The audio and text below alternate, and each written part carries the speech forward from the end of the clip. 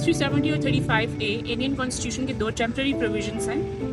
Article 370 کے مطابق جموں کشمیر اپنے تمام فیصلوں میں خود مختار ہے، ماں سوائے فارن افیئرس اور ڈیفینس کے۔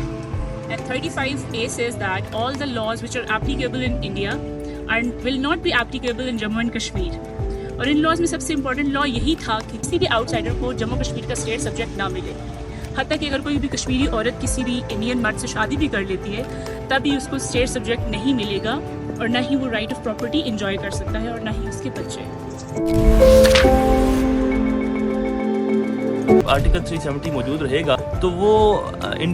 کشمیر کو اپنی اسمبلی بھی دیتا ہے، کشمیر کی اپنا فلیگ بھی دیتا ہے، کشمیر کا اپنا کانسٹیٹیوشن بھی دیتا ہے، اور کشمیر کا جو اسپیشل اسٹیٹس ہے اس کو ڈٹرمن کرتا ہے۔ جبکہ اگر آرٹیکل 370 نہیں رہے گا تو وہ جیسا کہ ہوا ہے ابھی، تو جو کشمیر کو انہوں نے یونین ٹیریٹریز میں ڈیوائڈ کر دیا تو وہ کشمیر کا اسپیشل اسٹیٹس ختم ہو جاتا ہے، تو کشمیر ایشو ہی ختم ہو جاتا ہے۔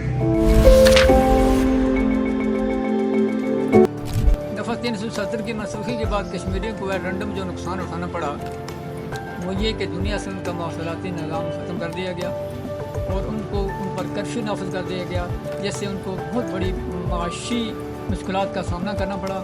اور وہ فاقہ کشی کا شکار ہونے لگے۔ تو دوسرا نقصان یہ ہوا کہ دفعہ 35 کا جو نفاذ انہوں نے کو ختم کیا، اس سے انڈیا کا یہ منصب تھا کہ بھائی کل اگر پلیبسٹ ہو جاتا ہے اس کی بکاریوں کے باوجود بھی تو انڈیا اس کا فائدہ اٹھائے گا اور باعث لوگوں کو لا کے وہاں پر بسائے گا تاکہ مسلمانوں کی اکثریت کو کم دکھایا جائے۔ پاکستان نے آرٹیکل 370 کو کبھی ایکسیپٹ ہی نہیں کیا، کیونکہ اس کو ایکسیپٹ کرنا انڈین کی انلیگل آکوپیشن کو ایک طرح سے لیجیٹمائز کرتا ہے، اور ہماری اسٹینڈنگ ہے انڈیا نے جموں اینڈ کشمیر کو انلیگلی آکوپائڈ کیا ہے۔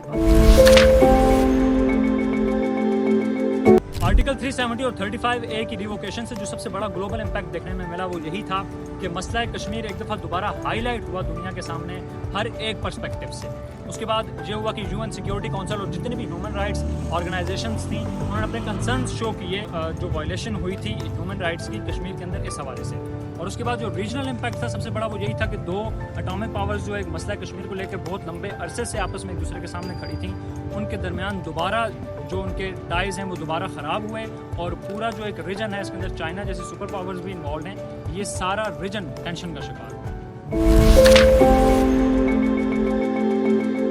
پوری دنیا کے کشمیری آج کے دن کو یوم سیاہ کے طور پہ منا رہے ہیں۔